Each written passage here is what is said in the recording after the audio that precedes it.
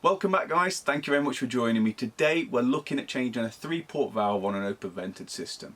So that means you've got your 2 tanks in the loft, the larger one and the smaller one. The smaller one is what we're going to be working on. Now I've got to point out first that if you're uncomfortable at doing any of these points, don't carry them out. Get a professional in, okay? So first things first, isolate the power to the boiler, remove the fuse.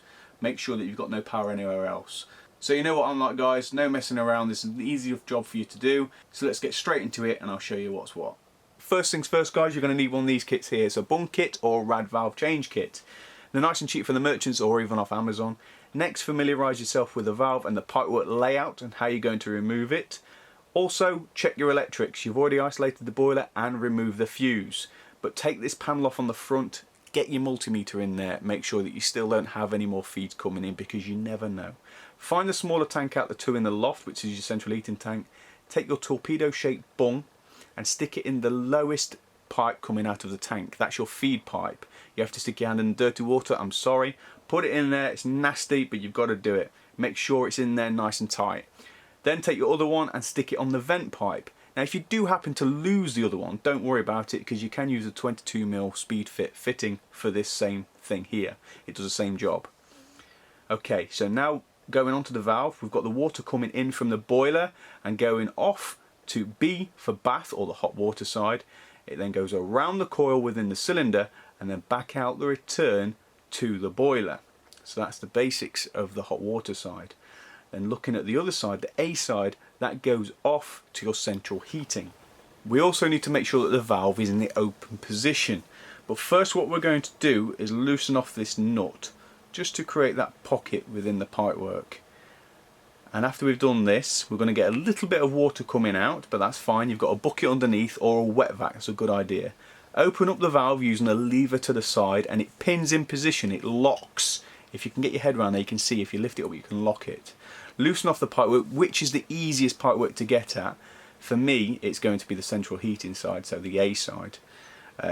Undo the rest of the nuts or loosen them, slacken them off because they can be very tight. Beware, there will be water coming out. So next, we need to establish the easiest route to take this out. As I said, for me it's a central heating pipe, so I'm going to wiggle that one out of place.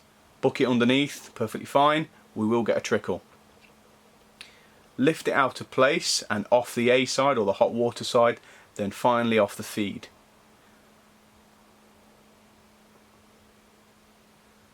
Perfect. Now we're going to paste the fittings up. I use just plumber's paste. You don't have to do this, but it's always a good practice. And put the new one in, making note of the same directions. So B for bath, A for central heating. Then screw the nuts on finger tight, best you can.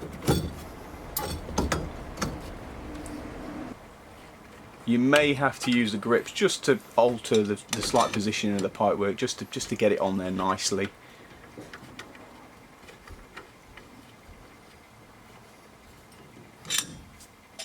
Once happy, get your spanner and grips and do them up fully and open up again the new valve and lock it in position for filling. Then go into your electrics, double checking everything to make sure you don't have any feed there. When you come to replace the valve, if it's a like for like, your wiring will be the same. So it'll just be a case of undoing the same wire and replacing it with the exact same one. One for one. Never undo them all because you lose positions. Always take a picture. It's always good advice to take a picture first. But if you do one cable at a time, then give it a tug to make sure it's insecure, you'll be absolutely fine. Remove the bungs in reverse order. Your valve's already open and check for leaks. So thank you very much for watching guys. I do hope you found this video interesting and it has helped you out. If so, please leave a comment, give me a like, give me a subscribe. It'll be much appreciated. Thank you very much.